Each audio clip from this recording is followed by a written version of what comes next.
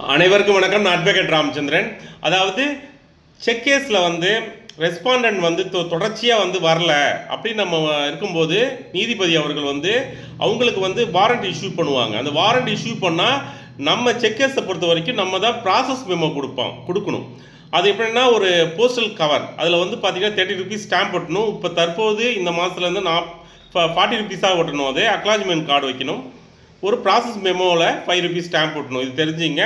இதை வந்து நீதிபதிகிட்ட நீங்கள் கொடுத்தீங்கன்னா அங்கே இருக்கிற நீதிமன்ற ஸ்டாஃப் வந்து அந்த வாரண்ட் இஷ்யூ பண்ணி போலீஸ் ஸ்டேஷனுக்கு வந்து அனுப்புவாங்க. நீங்கள் போலீஸ் ஸ்டேஷன் வந்து வாரண்ட் வந்துச்சுன்னா வாரண்ட் வந்து அவங்கள ஃபாலோ பண்ணி இது மாதிரி வாரண்ட் கொடுத்துருக்காங்க சார், அந்த நபரை வந்து அழைச்சிட்டு வாங்க நீதிமன்றத்துக்கு நீங்கள் வந்து கேட்கலாம். தெரிஞ்சுங்க. அதே போல் வழக்கறிஞர்கள் லீகல் நோட்டீஸ் பொதுவாகவே பார்த்தீங்கன்னா பதிவு தபால் தான் நம்ம அனுப்புவோம்.